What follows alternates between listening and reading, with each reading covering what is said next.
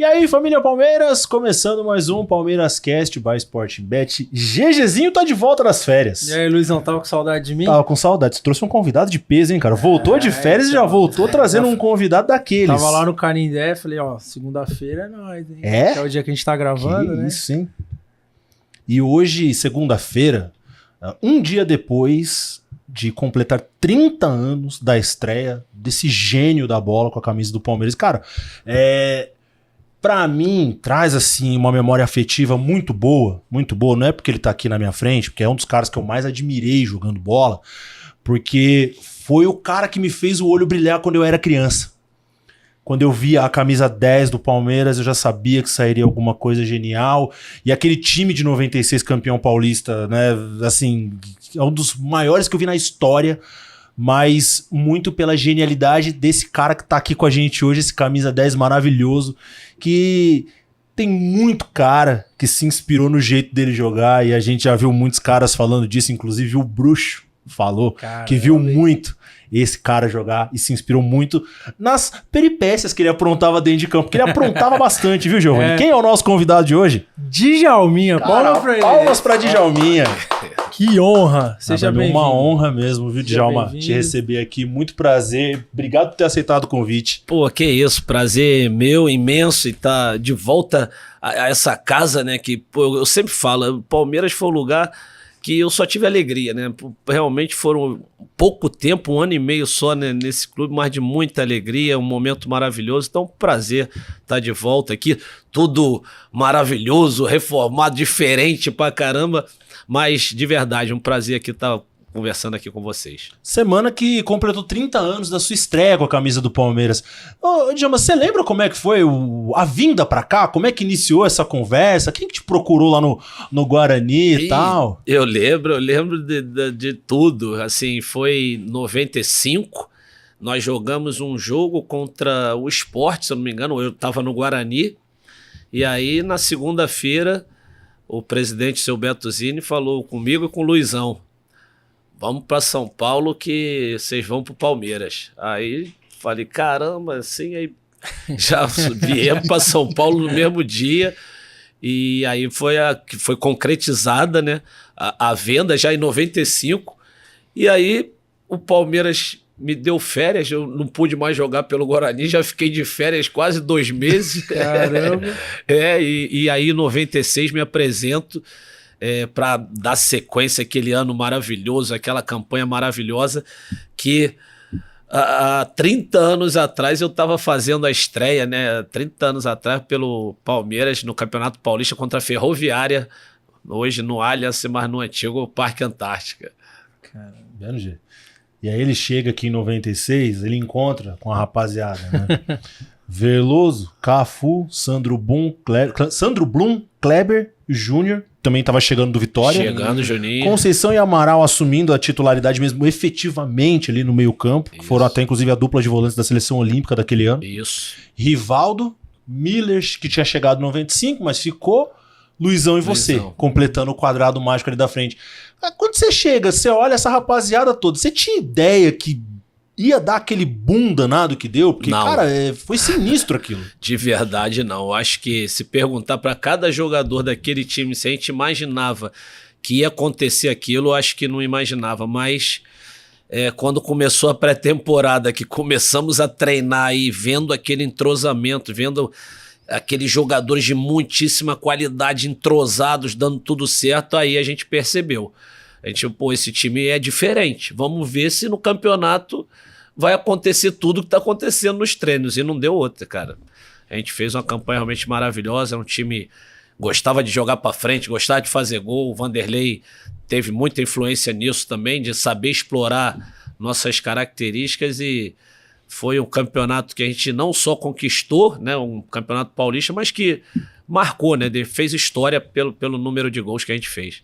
E Djalminha, nessa sua transição do Guarani pro Palmeiras, qual foi a grande diferença, pode ser até na vida pessoal, tipo, que você sentiu quando você chegou aqui, começou a jogar, você falou, caramba, Palmeiras. Era na verdade, assim, eu sempre falo, eu não tenho nenhum problema em falar isso, que eu sou gratíssimo ao Guarani, foi que me deu sustentou ali quando eu saí do Flamengo pro Guarani, mas eu precisava do salto de time grande, de conquista, de buscar algo mais na minha carreira. E eu falei, pô, o Palmeiras... eu tinha uma história aqui, né? Meu pai já tinha jogado no Palmeiras, conquistou aqui, fez parte da primeira academia. Então tudo isso eu falei, agora é a hora de eu pensar também na minha carreira, seleção brasileira. No Palmeiras eu posso conseguir tudo isso. E eu acho que eu fiz a escolha certa, que as coisas aconteceram mais ou menos nesse sentido. Cara, e aquele quadrado mágico daquele time era um absurdo. Bizarro, aonde a bola caía, era um perigo. Aí falava, dobra a marcação no Djalma, o Rivaldo ficava ali. Não, dobra no Rivaldo, o Miller livre do outro lado. E o Luizão só esperando ali, né? O Luizão foi o maior beneficiado, né, desse quarteto. Beneficiado, mas assim, ele trabalhava muito pra gente, né? Porque ele que dava opção, ele que se movimentava, ele que brigava muito lá na frente, mas o professor, quando sentiu como é que era o time, ele falou assim, Luizão, você tá proibido de sair da área, tá? Proibido, deixa que a bola vai chegar ali pra você e você vai marcar o gol. Então aí ficou mais fácil pra ele, porque realmente assim, o Miller, tinha o Rivaldo ali por trás, mas o Miller dando assistência, Cafu entrando por um lado, o Júnior por outro. Ele não precisava realmente de finalizar, que era o que ele fazia e muito bem, que foi o que fez durante essa passagem com a gente. Aquele Paulista de 96 tem jogos emblemáticos, né? Tem 8-0 contra o Botafogo de Ribeirão Preto, lá em Ribeirão, que não tinha 8 no placar para colocar, ficou 7. Tem um 4-0 contra o próprio Botafogo também no Parque Antártica, que você faz 3 gols e o Marcos pega um pênalti. Mas tem um em especial que poucos times conseguem fazer, né? Que é uma vitória em cima do Santos por 6-0, mas jogando na Vila Belmiro. Nossa. E às vezes a galera fala assim, não, pô, beleza, ganhou do Santos, e a gente não tá falando de um time do Santos. Não era o Santos em má fase, exato, não. Foi o Santos vice-campeão paulista. Não, nessa época ele tinha sido campeão brasileiro, e no Paulista ele foi o vice-campeão, foi o que teve mais pontos depois da gente. Jameli, Macedo, Giovani Messias, exatamente. Né? Era Marcos Adriano, Narciso.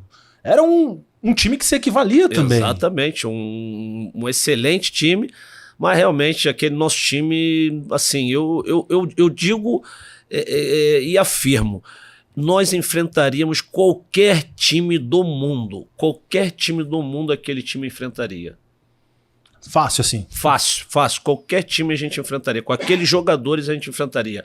Ontem e hoje a gente enfrentaria tranquilamente. E no dia a dia, como que era ali o grupo? Tipo, porque no campo, obviamente, se entendiam muito bem, mas e fora do campo ali? Cara, foi um dos grupos mais tranquilos que eu já trabalhei, que o Palmeiras vinha com aquele histórico, né, de assim, 93, 94, aquele ambiente conturbado, muito... Nada. Era um grupo realmente de paz. A gente queria jogar bola e se divertir, e a gente conseguiu fazer isso muito bem, assim, mas... Não era um time que dava trabalho fora de campo, assim, ambiente, era tudo muito tranquilo. Mas é o que eu falo sempre, uma pena que durou pouco, porque já saiu logo no primeiro ano o Rivaldo, Flávio Conceição, aí depois saiu o Júnior. O Miller saiu. O Miller saiu logo, nem jogou a final da Copa do Brasil, o Luizão saiu. Os últimos a saírem desse time, na verdade, ficou eu e o Cafu, que nós éramos os mais velhos. Mas aí temos que buscar também o nosso sonho da Europa, e fomos também para a Europa, mas já fomos, eu fui com 26 anos, e o Cafu também. E no dia a dia, tipo, vocês trocavam essa ideia, tipo, caramba, nosso time é Trocava. Mano, pode vir qualquer um que não vai pra cima dos caras. Não trocava. Ou senão, tipo, mano, aquele zagueiro ali, ó, vamos deitar no maluco, né? A gente trocava muito essa ideia, porque assim, a gente tinha confiança, né? E não é soberba. Não é soberba, mas não. Entre a gente, muitas e muitas vezes, a gente brincava. Pô, amanhã vai ser de quanto? Quanto dá um lugar? Amanhã vai ser de quanto? Escolhe aí. Ficava brincando assim, mas é lógico que assim, dentro do nosso ambiente, sim. Não expondo pra ninguém, porque a questão não era menosprezar ninguém. Sim. A questão é que a gente, além de saber que a gente era um time muito bom, a gente tinha essa vontade de quando fazia 3, vamos fazer o quarto, vamos fazer o quinto. A gente tinha essa vontade, porque o Vanderlei também nos incentivou muito a isso. E aí as coisas dentro de campo fluíram naturalmente. Mas o Djalminha, mesmo tendo todo esse repertório, construído a vantagem que vocês conseguiram construir, em algum momento teve alguém do grupo que começou a relaxar automaticamente? Vocês tiveram isso e aí um ia puxando o outro? Meu, vamos não. Porque naquela época o campeonato era diferente, né? Ele era 2 turnos de pontos corridos e, se eu não estiver enganado, era campeão do primeiro turno com campeão do segundo turno. Isso. Só que se o Palmeiras ganhasse os 2, ele era campeão direto. Vocês tinham alguma conversa desse tipo assim, de, pô, rapaziada, não vamos relaxar não, vamos manter a pegada pra, pô, conquistar sem precisar da final, tal? Não, foi tudo acontecendo pouco a pouco. Não foi nada pensado, né? Por exemplo, o negócio dos 100 gols. Nós nunca imaginávamos entrar num campeonato e vamos fazer 100 gols. Não. Aí começa na metade do campeonato, pô, a média, se continuar nessa média, consegue fazer 100 gols. Aí já vira um objetivo no decorrer. Já faz com que não caia o ritmo. Aí tinha um professor que, pô, vamos bater recorde. Na verdade, nós batemos recorde. Foi a melhor campanha de um campeonato paulista. Nós tivemos 2 empates e uma derrota e 27 vitórias. Então, assim, não tinha como deixar cair, porque foram criando vários objetivos, vários desafios, assim, e a gente querendo bater, foi acontecendo, e aí ganhamos 2 turnos, fizemos mais de 100 gols, e infelizmente perdemos um joguinho lá pro Guarani que ficou engasgado, que era para ser campeão invicto, mas tudo bem, fez parte do processo. E o Luizão, eu fiquei sabendo, assim, né? Falei pra ele, eu sou de 95, então não vi muita coisa e tal, mas já vi muitos vídeos e também fiquei sabendo que tinha um apelido aí na época do Palmeiras. Eu? Craque Veneno. Ah, verdade. Queria que você explicasse esse apelido aí. Rapaz, mas esse apelido é um apelido que eu levo com o maior carinho, porque foi Luiz Alfredo. Luiz Alfredo que um dia, num jogo, falou: Djalminha, o craque Veneno. Aí ficou realmente o apelido de Veneno. E até assim os amigos aqui de São Paulo me chamam de Veneno. Até falando nisso, de craque Veneno, esse repertório todo que você tinha de jogadas geniais dentro de campo, o lençol, a caneta, eu acho que até a própria pedalada, né? Que revendo o vídeo que o Palmeiras fez dos 30 anos da estreia, eu vi algumas pedaladas ali. De onde vem esse repertório todo do Djalminha? Como é que foi construído esse repertório todo? Esse repertório? Vamos lá. Mário Sérgio, Júlio César, Origuelia, Mário Sérgio Pão de Paiva, Rivelino, Zico, Pelé, Reinaldo, Romário, olhando todos esses jogadores, observando. E eu vou te falar, Giovani, para fazer um lançamento, olhar o Giovani, que foi do Vasco, enfim, observando. E aí, o Júlio César tem esse drible fera?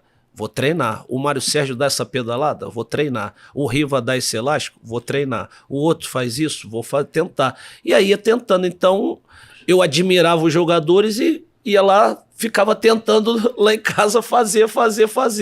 E aí, a criatividade dentro de campo já adquire confiança quando você sabe fazer.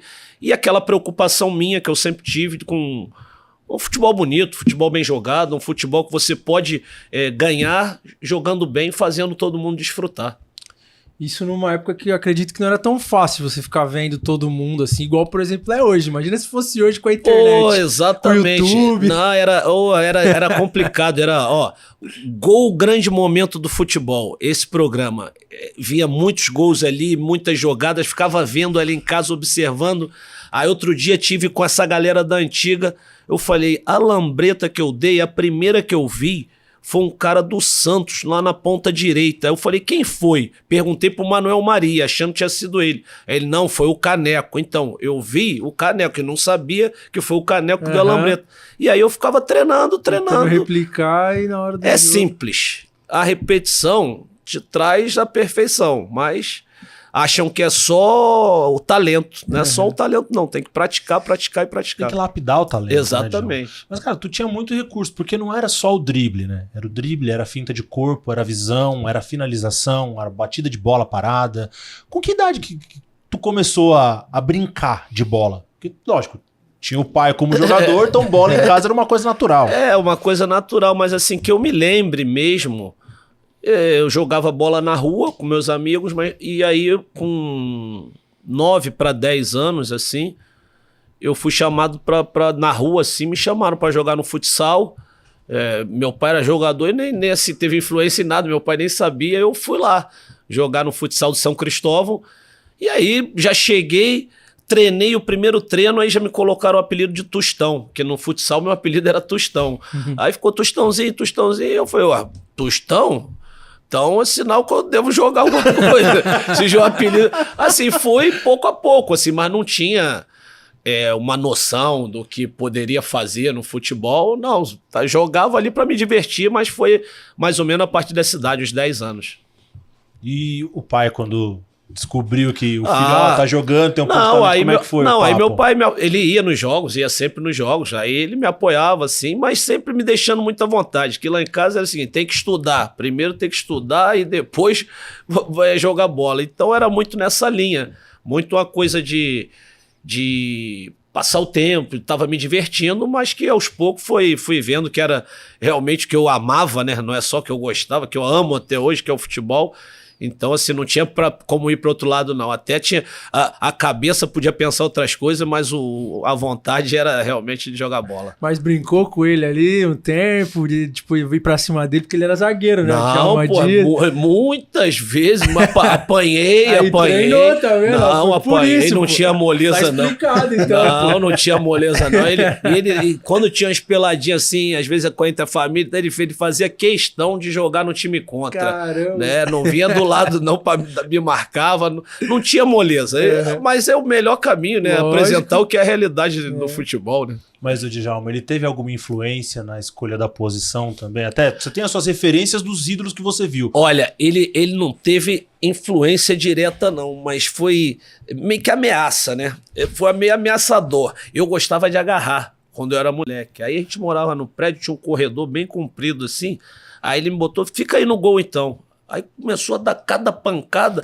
E eu falei assim, peraí, chuta devagar. Não. Chuta devagar. Já viu algum goleiro pedir chuta devagar? A bola que vai no gol é assim. Aí eu falei, não. Aí eu fui mudando de ideia, desisti de ser goleiro. E uma coisa que ele sempre brincava, né? Ele vai assim, não. Vai fazer gol, jogar pra frente, que naquela época quem joga pra frente é que ganha dinheiro. O goleiro e defesa não ganha dinheiro. Então vai pra frente. Mas assim, não tinha nem como. A minha vocação era totalmente ofensiva e, pelo contrário, eu tinha que treinar e aprender a marcar, que era realmente a minha dificuldade que eu tinha. Sempre meia ou arriscou jogar um pouquinho mais à frente, ainda na base ali? Na base sempre meia. Sempre meia. Sempre meia. Eu joguei um pouco mais adiantado no Japão, o Riva me botou um pouquinho mais adiantado, e no Guarani eu também joguei um campeonato paulista adiantado. Deu certo, fiz 18 gols nesse campeonato no Guarani, jogando mais solto ali na frente. Fazia gol? Imagina que fizesse. Mas assim, como eu gostava muito da parte de armar, criar, a parte criativa, armar o jogo, eu preferia muito mais a meia do que jogar um pouquinho mais adiantado, que aí tem que jogar de costas pro gol, já é mais complicado. E Djalminha, assim, a pergunta que eu vou fazer talvez não é muito fácil de responder, mas a gente estava conversando antes de começar, você estava falando de movimentação, de atacar espaço e tal. Porque quando o cara é muito bom, Luiz, eu tenho a curiosidade para saber o que se passa na sua cabeça quando tá ali no jogo. Tipo assim, eu já vi gente falar que antecipa a jogada, certo? Tipo, você olha o espaço e já antecipa a jogada na sua cabeça. Era assim mesmo? Tipo, quando você estava ali no meio campo, antes de receber a bola, o que você pensava? Porque é muita coisa em milésimo de segundo. Exatamente. Muita coisa já tá aqui guardado, né? Você nem precisa de pensar, porque você já sabe as coisas que tem que fazer em determinados momentos. O que muda realmente é aquele lance do improviso, do momento que às vezes normalmente estão distraídos e os melhores estão mais atentos, que é reagir rápido, pensar rápido uma jogada, isso que é o diferencial. E isso é o que não tem explicação. Uhum. É aquele negócio que, se eu pegar uma bola de fora da área e contar pra você, eu fiz vários gols que a bola entrou no ângulo. Se eu falar que eu quis chutar lá no ângulo, eu vou estar aqui contando a história, entendeu? Mas eu não sei porque a minha entrava no ângulo e a de outro ia pra fora. A diferença é essa, que eu não tenho sorte.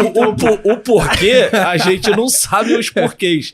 Mas assim, por exemplo, quando você tá num jogo, no meu caso, meio de campo, cara, o que eu tenho que pensar? Aonde tá melhor para jogar, aonde tá o melhor espaço, aonde eu tenho que me movimentar. Eu tô raciocinando sempre isso. O meu atacante, onde é que tá posicionado, para eu enfiar a bola para ele. É nisso que o meia tem que estar ali o tempo inteiro atento nisso, porque qualquer momento pode chegar uma bola nele e ele precisar de fazer isso. E se tá recebendo uma marcação especial, individual, tu levar o adversário para um canto do campo onde abre espaço para outros. Tudo isso você tem que estar pensando dentro de campo, não é o treinador que tem que falar para você. E acho que até a leitura do momento ali também, né? Tipo, um movimento que o adversário faz, você já percebe e fala, opa, então, né? Tipo, exatamente. Você tem que estar assim, preparado para o inesperado, né? Sim. Porque aquilo programadinho, tu já sai com tudo na cabeça, mas tem que estar preparado pro inesperado. E você já deu algum drible assim que, tipo, na hora que você conseguiu o drible, você falou, caramba, mano. Já. Tipo, nem você acredita, você falou, vou arriscar, dane-se. Aí você... Puta que... Não, mas assim, não é nem uma questão de desmoralizar adversário, não é isso. Mas os dribles que eu achava legal, assim, sempre que o adversário ficava muito mal, porque assim, eu me sentia fui capaz de dar uma ginga nele que ele caiu, cara. Então assim, isso eu achava legal. E coincidentemente, aqui no Palmeiras tem um gol que me marca, que eu venho pela direita, assim, eu dou uma balançada e o lateral, acho que não era nem lateral, era a ponta esquerda que tava ali no momento, não tinha nem que estar ali, marcando ali na lateral, tinha nem que estar ali. Castigou, cara. Aí ele, eu acho que foi o Paulo Sérgio até um ponto esquerda aqui. Aí ele toma o drible e ele cai pra trás, cara. E aí eu vou e faço o gol. Então assim, esse tipo de drible que assim, é só a ginga do teu corpo que fez o cara cair, cara. Então isso aí eu gosto muito quando o drible é assim. Porque não precisa nem de tocar na bola, não precisa nem de dar um elástico, não precisa nem dar uma pedalada, nada. Só o balanço do corpo. O cara já... Foi tipo aquele do Messi também, né? Não tô falando que o lance é igual, mas você falando me veio à mente o do Boateng. É o Boateng. Que ele deu um driblinho no jogador lá do Bayern de Munique, o cara caiu. Foi mais ou menos assim. Parecido? Ele cai pra trás. Isso, foi isso mesmo. A queda foi pra trás. Não é aquela queda que o cara cai cai pra trás assim. E não é um drible, tipo, elástico, tipo, todo assim. Não, nada, o cara, foi uma fintazinha ali balanço. que foi suficiente pra, tipo, nocaute, né? Sim. O cara simplesmente caiu pra trás e, nossa, é embaçado. Não, se bobear, nessa homenagem aos 30 anos aí, deve ter esse gol, porque foi bem marcante. Eu não ia servir pra ser jogador, não, Luizão. Porque se eu dou um drible desse, aí eu ia ficar mala, velho. Nossa. eu ia dar o drible e fazer assim, ó, olhar pro lado e tocar pro outro, Zé. Não, mas tem às vezes tem dribles que você, dentro de campo mesmo, você desfruta com ele. Né? Ainda passando pelo início ali, né, que você tava falando, foi pro futsal e tal. Quando é que surge o convite pra ir pro campo? Eu joguei 4 anos futsal, né? Então dos 10 aos 14 ali, mais ou menos. E aí, quando chegou 14 anos, jogava na Bradesco já, meu último ano de futsal. E aí a galera toda falou, vamos fazer teste no campo, vamos fazer teste no Flamengo, que teoricamente, né, na época, a melhor base é lá no Flamengo e tal, e realmente era, né? Tem que reconhecer isso, que foi muito bem trabalhado lá na minha época da base do Flamengo. E aí fomos fazer o teste no campo e teste normal. Fomos lá, fiz uns 2, 3 treinos com o pessoal da experiência e já fui aprovado. Aí passou a treinar com o pessoal do clube, ali com os 14 anos. Nessa trajetória toda, quantos amigos desses do futsal também conseguiram encaminhar ali? Porra, do futsal... Olha que coisa, que era pra ser nenhum, né? O normal é nenhum, mas o Nélio era da minha época do futsal. Irmão do Gilberto? Irmão do Gilberto, Nélio, nós jogávamos juntos na Bradesco, foi um dos que foram pro Flamengo fazer o teste. E o Luiz Antônio, que jogava no Vasco, aí era rival, né? Ele jogava também, foi pro Flamengo, ele jogava futsal no Vasco, mas aí foi pro Flamengo também, fez o teste e chegou a profissional também. Então, assim... 3. Eu tô falando que a gente tinha aí 10, 11 anos. Quando nós começamos a jogar junto, foi um número excelente até. Sim. Mas a grande maioria ficou pelo caminho, a grande maioria. E essa geração da base a qual você participou, ela revelou muitos grandes jogadores, né? Se a gente for lembrar aqui, tem vários nomes que depois despontaram, jogaram em vários clubes. Mas teve alguém que passou com vocês e não vingou? E que até entre vocês, você falou, caraca, pô, aquele cara ali tinha como chegar e não chegou, não conseguiu. O maior exemplo que nós temos, né? Porque a nossa base, como você falou, a base, quase todos chegaram ao profissional. Foi uma base muito rica lá dentro do Flamengo. E o Mário Carlos foi um lateral direito do nosso time. Ele foi titular desde o infantil até os juniores. Só que ele ia em todas as seleções brasileiras. Hoje é sub, né? Mas na época era infantil, juvenil, juniores. Ele foi em todas, era titular em todas. Chegou no profissional, jogou alguns jogos e infelizmente a carreira não virou como a gente esperava, porque um cara que vai na seleção de base, todas, no mínimo, teria que ter uma carreira no profissional melhor do que foi a dele. Então o Mário Carlos foi um exemplo grande assim, pra gente mostrar que o futebol não é essa facilidade que as pessoas pensam. Um cara que foi seleção de base, toda a carreira chegou no profissional, não conseguiu chegar. Caramba. Então esse é um exemplo grande aí. O DJ, naquela época, finalizando o processo de base para subir ao profissional, rolava papo com os atletas já do profissional para pegar conselho, até para caminhada, direcionamento. Tinha um pouco disso assim, ó, garoto, vai por aqui, faz isso, faz aquilo, tal. Ou era meio que tudo na base do cada um por si? Era assim, primeiro que a gente não tinha esse approach tanto, a gente já tinha um certo, era o respeito e medo até de chegar perto dos caras. Pô, aí tô falando de uma base que tinha Zico, Júnior, Leandro, os caras lá que a gente olhava até, mas assim, era muito mais na observação da atitude desses caras que a gente ia tirando as lições, aprendendo, né? O Júnior sempre teve uma frase: dá para fazer tudo, mas tudo tem sua hora. Tem hora que não dá para fazer nada. Então você vai, pô, o cara falou aquilo, por que será? Então dá para tu fazer tudo, mas tem hora que não dá e tem que segurar. Tem hora que dá, saber esse meio termo para tu seguir na bola, porque se tu quiser fazer tudo que tu quer, a carreira fica no meio do caminho. E Djalminha, tava conversando antes também que você tem um filho, que você está incentivando ele para ser jogador e tudo mais. Na tua época, quando incentivando, não, desincentivando. É o contrário. Você tá contando todo o lado ruim do futebol. Pra ver se ele vai querer mesmo. Conta o lado ruim, já que você quer mesmo isso. Tem certeza, né? Então, mas eu queria saber se na sua época, seu pai tinha sido um jogador muito conhecido, fez história aqui no Palmeiras. Você carregava esse peso de tipo, é filho do Djalma Dias. Quando, por exemplo, você chegou na base, no futsal mesmo, você fala, é filho do Djalma Dias. A galera te provocava, você não é bom igual seu pai e tal. Ou não tinha nem como, né? Porque também destruía. Mas rolava esse peso? Cara, sinceramente, assim, eu nesse ponto eu fui meio que privilegiado. Não sei se pela posição do meu pai ser zagueiro e eu ser meia, e sempre atacante no futsal, nunca teve negócio de comparação. E também, assim, hoje o mundo é muito mais midiático, a mídia, a informação muito grande, não tinha muito tanta mídia, o fato de meu pai ter sido Djalma Dias, não se falavam tanto nisso, né?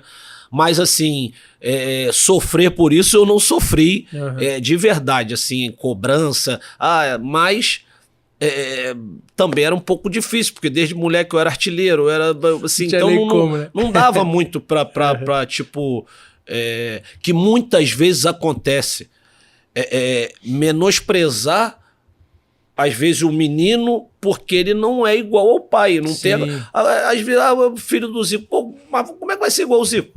A filha do Ronaldo, como é que vai ser igual ao Ronaldo? Filho e as pessoas acham que vão ser, e aí isso às vezes o menino quer ser jogador, mas ele já se abate porque eu não sou igual ao meu pai. Sim. Mas eu acho que é o seguinte, quem quer ser, ele tem que esquecer tudo isso, porque o futebol tem muito mais dificuldades do que só essa.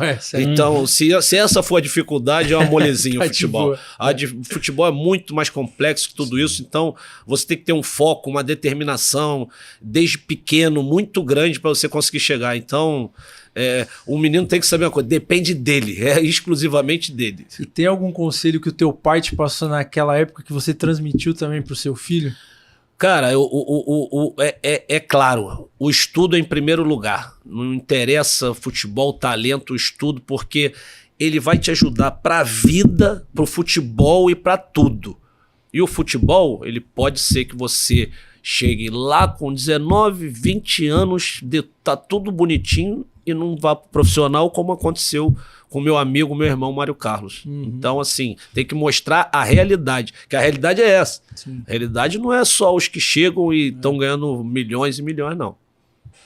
É curioso você falar nesse ponto, né, da realidade, porque às vezes a gente tenta conversar com algumas pessoas, né, quando elas se aproximam da gente, fazem algumas perguntas, né, a gente tenta falar do lado B, né, o lado B da bola, que não é só esse holofote, essa vida de louros que a gente olha de um lado aqui, né, tem um outro percentual que é uma realidade totalmente diferente e que até eu vi uma entrevista sua outro dia falando a respeito disso, te perguntaram, né, a respeito do jovem hoje, e achei uma declaração sua muito interessante, que você fala que o jovem hoje em dia ele tem muito uma visão de que ele quer o holofote da vida de atleta, mas necessariamente ele não quer ser atleta.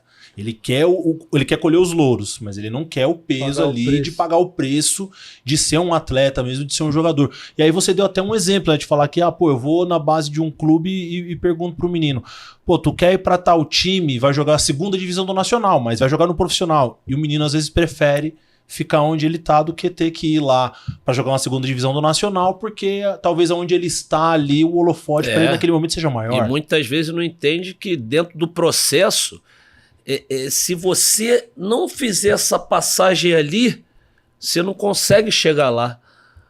E tem que ter essa passagem ali. Ele, não, eu quero só daqui, eu quero do grande chegar no grande. Às vezes você tem que ir pro pequeno, porque naquele momento não tem a vaga para você. E aí que vem o desânimo, não, eu sou jogador para time grande. Não é isso, você tem que ser profissional e a partir dali buscar o crescimento da sua profissão. Mas, assim, é uma pena, mas não são todos, né? Tem muitos moleques aí que brigam, tem claro o objetivo. Porque hoje esse mundo mediático, o cara já tá postando aqui, ele já tem Instagram com um monte de seguidor, aí você olha lá, é profissional? Não é ainda. Ele nem é profissional do ofício dele. E já tem um monte de coisa envolvida. Arte de jogo. Então isso é complicado. Mas você, no meu caso, eu tenho um filho. Como é que você vai lidar com isso? Você vai proibir? Não pode. Então você tem que só colocar na cabeça. É muito mais complexo tudo isso. Agora, se você quiser, se for determinado a isso, dá para chegar. Posso usar um exemplo vivo? Guardadas as devidas proporções, é claro, mas saída para o Guarani, a gente pode encaixar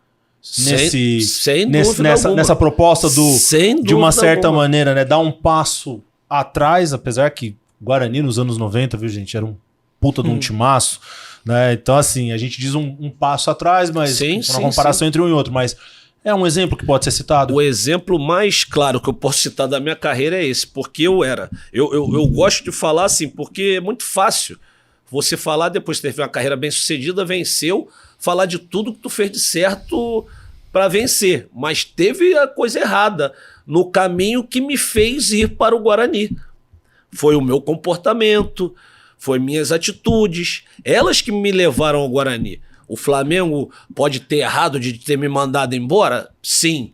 Mas disciplinarmente, de repente, ele pode ter tomado a atitude correta? Mas eu não sei, mas eu sei de uma coisa.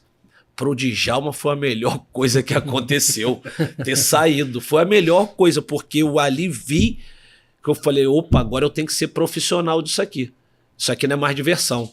E aí eu levei a sério o futebol. E, coincidência ou não, no primeiro ano no Guarani eu ganhei a bola de prata. No primeiro ano que eu fui titular de verdade no futebol profissional, com 22 anos, aconteceu tudo certo. Me dediquei muito mais que estava me dedicando no Flamengo. Então eu falei, opa, nada é por acaso. O trabalho é o que vence. Lógico, quando você tem talento, tudo fica facilitado.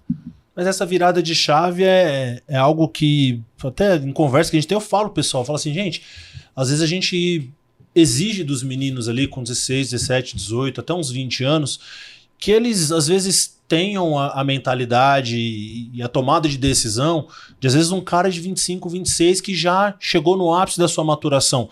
Porque a maturação do ser humano, ela é de cada um para cada um, não significa que porque tem 18, Ronaldo tem 20 Fenômeno ou 16. com 17 já tava lá fora e já tava Exatamente. rendendo, que talvez eu com 25 estaria no mesmo ápice, né? E isso, já englobando o nosso futebol, já entrando nesse assunto, é uma das coisas que mais me incomoda no futebol brasileiro, é isso, né? Eu não vou falar do futebol mundial porque eu sempre digo, me preocupa com o futebol daqui. O de lá estão cheios de dinheiro, eles contratam pra caramba, eu me preocupo com o daqui.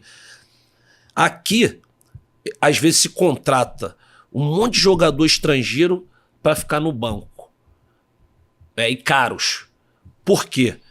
Porque com o menino, no primeiro jogo, no segundo, se ele não render, já não serve. Por que na base só tem que estrear e jogar o cara que vai ser vendido, que é o futuro de uma estrela? Não, tem jogadores ali que eles podem ser muito úteis ao time, mas que ele não é uma estrela, ele não é um cracaço. São esses jogadores que você está contratando no exterior para deixar na reserva aqui.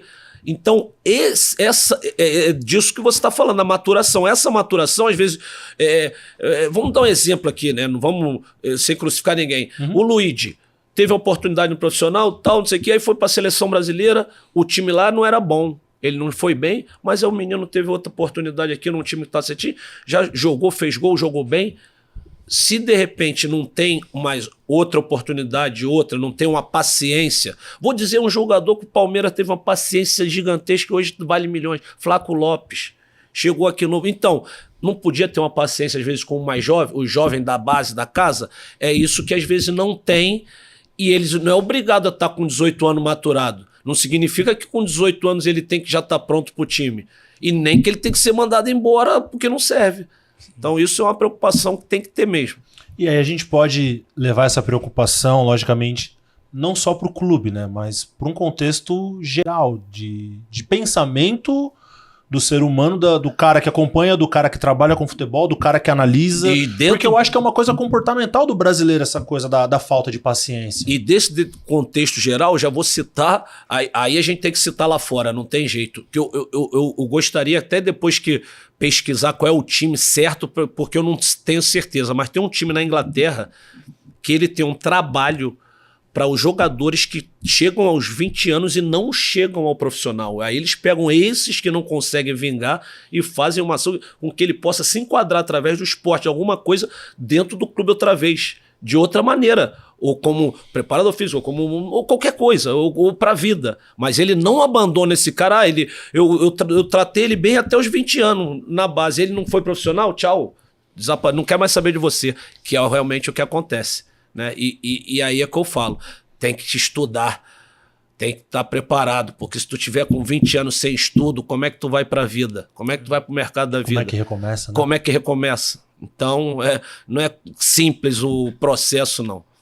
Hoje já em algum momento, nesse processo todo, assim, teu talento era absurdo, eu acredito que você não tenha pensado nessa possibilidade, né? Cabeça. Mas você teve em algum momento algum lapso assim de querer desistir, de querer largar tudo? Você chegou a ter em algum momento isso?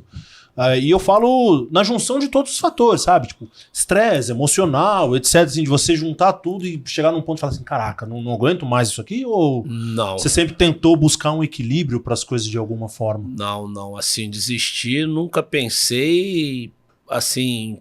Pô, quando você ama de verdade uma coisa, aquilo você faz naturalmente. É natural, o esforço. É o que eu falo. Eu não vejo atletas só na dedicação. Ele tem que amar aquilo. Amar. Primeiro ele vai amar. Aí vai ter os que vão vencer se dedicando menos, outros mais, outros são super profissionais, mas ele tem que amar aquilo de verdade. E aí, meu irmão, quando você ama uma coisa e tem esse propósito, é só aí, persiste que tu vai chegar em qualquer setor da tua vida, em qualquer coisa, tu vai conseguir. Agora, se tu for pensando que é uma profissão que dá muito dinheiro, vou treinar para ganhar aquele dinheiro, o cara tá bem sucedido, eu quero ser assim também, aí eu acho que vai ser mais complicado para tu chegar. Agora, se tu amar aquela parada, vai com tudo. Então eu sempre tive esse amor pelo futebol, essa vontade de jogar bola, gostar de ver futebol, e nunca passou, não. Nas dificuldades era o contrário. Vamos treinar mais para mostrar que eles estão errados. Era isso. Era isso. Era isso. E quem que era teu grande ídolo, assim, na sua... Tinha um específico? Ídolo é meu pai. Ídolo é meu pai. Agora, os jogadores que eu admiro, todos esses aí. Todos esses eu admiro, mas como eu era meia, os jogadores que, tipo assim, esses... exemplos, espelho como jogadores Pelé, Rivelino, Zico, Maradona e Ronaldinho Gaúcho, que entrou agora na minha lista em 2025. Entrou no passado, porque eu espero o jogador parar e espero passar um tempo para ir falar, ele foi isso na história para mim. Então esses 5 caras são os que eu mais admiro. É curioso que ele põe o Ronaldinho na lista dele e você está na lista dele. Né? Ele fala mas que aí é a lista dele.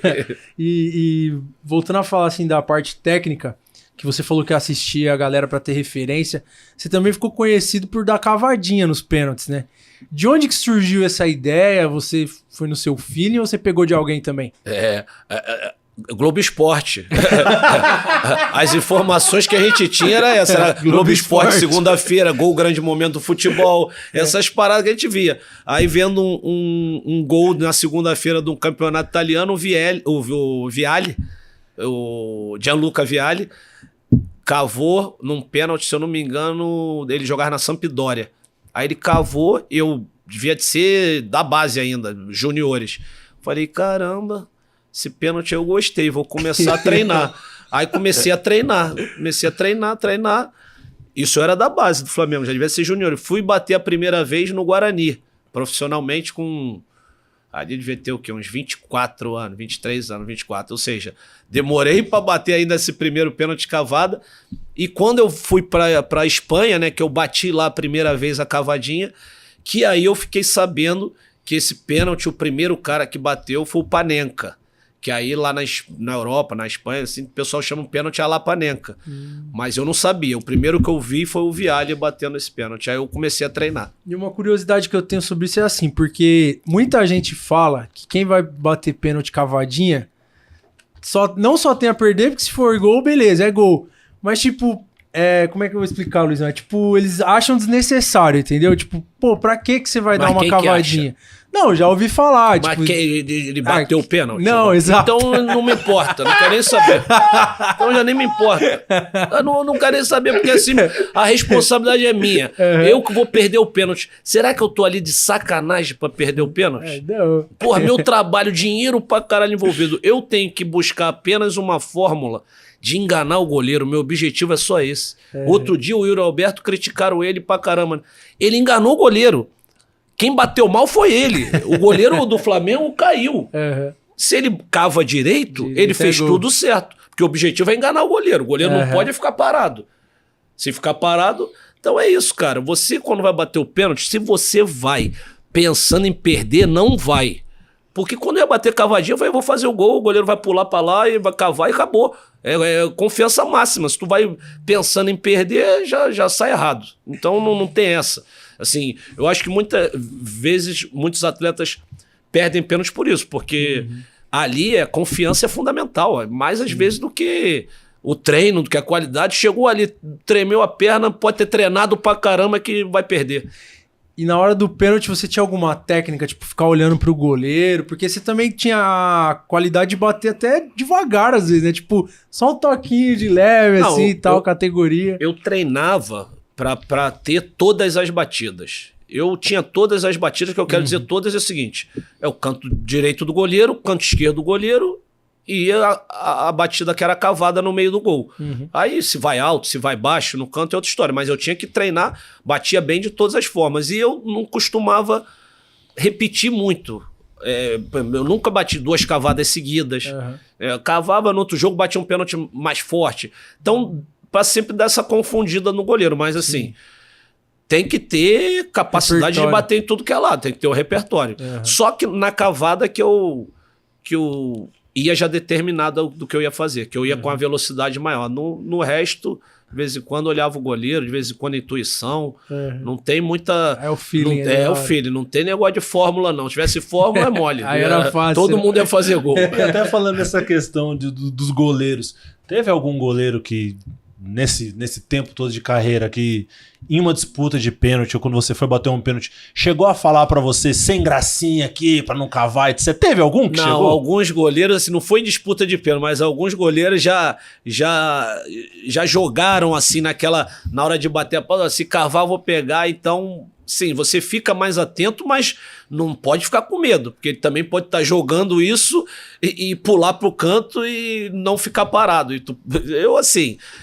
Eu era mais na minha intuição do que na conversa dos outros, entendeu? E já Mas teve rolou- algum que tentou e você fez a cavada e ainda fez o gol? Não. Aí eu não cavava, não. Quando vinha com esse papo, eu falei, sei lá, é melhor. Não, melhor não porque, arriscar. porque ele tá Vai que atento. ele pega, Ele tá né? atento. Então, ele já sabe uma característica minha. Então, é melhor você prevenir. E tipo assim, eu com um goleiro, o Léo, eu sempre falo, o Léo foi um goleiro que eu joguei com ele no Guarani, o Léo Perkovic, uruguaio. E eu treinava muito com ele. Quando ele foi jogar no Fluminense, teve um pênalti. Foi o único pênalti que eu fiquei receoso, preocupado em como bater. E aí eu bati forte no alto. Foi até pelo Palmeiras. Nós ganhamos acho que foi 5-1, se eu não me engano. Você cavou. Que o gol de último cobertura. gol foi de cobertura. Então foi nesse jogo. E o pênalti você pode ver que eu bati forte no alto. Que eu acho que eu nunca bati um pênalti assim, porque era um goleiro que me conhecia. Caramba. Então é sempre variando, não tem modelo. E já rolou de algum técnico ou companheiro de time ficar meio puto porque você batia assim? Não, e tal? o Vanderlei deu aquela proibida, né? Aquela proibida falando que tava humilhando o adversário. Aí eu tive que provar pra ele que não tava humilhando o adversário. Aí foi liberado de bater o pênalti Convenceu assim. ele. Mas tive que convencer, né? Porque a grande verdade é essa. Ele falou, pô, tá humilhando o adversário, tá de sacanagem. Então eu só mostrei pra ele assim, professor, porra, responsabilidade é minha quem perde o pênalti. Então, ó, repara, os goleiros pulam antes. Então ali no meio do gol é garantido, certeza eu não vou perder o gol. Vai que eu bato no canto e bate na trave. Então ali é tranquilo. Aí mostra, explica o porquê. Aí bati, fiz o gol, fui abraçar ele, tudo certo. É recurso, né? É lógico. recurso. É por esse lado. Às vezes hoje eu vejo o cara até, ai meu Deus, na base, dá um drible, dá um cartão amarelo pro menino e expulsa. Ai, que loucura. Aquilo são fórmulas de você ludibriar o adversário. O futebol é um jogo, então você tem que enganar o adversário. Então tem várias fórmulas. Pode ser pisando na bola, pode ser dando um drible, dando de letra, pode ser até gritando. Sim. Mas você tem que criar a fórmula de enganar o adversário. E aí você leva amarelo por causa disso. Aí o outro te dá uma pancada, nada, nem amarelo. E é complicado o futebol nesse sentido. Isso é algo que precisa ser revisto, né? Pra não se podar a criatividade Não, também. porque assim, estão punindo e parece que as pessoas estão concordando. Isso mesmo, não pode fazer. Não, tem que fazer. É o que eu falo sempre. Eu quando encontrava jogadores do nível de Neymar, essa juventude, o Estevão, os craques surgindo, eu falo assim, não parem de fazer isso nunca. Porque eles querem que vocês parem. Se eles soubessem, se todo mundo soubesse, eles iam fazer. É que eles não sabem. E por isso querem que vocês não façam. Então, dribla pra direita, pra esquerda, dá caneta, dá lençol. E não importa. O adversário fala que vai te bater, então beleza, vai bater, vai levar cartão. Porque senão começa a coibir e fica um jogo burocrático e sem o espetáculo que a gente gosta, que é drible. E a gente vê a diferença que o drible faz, né?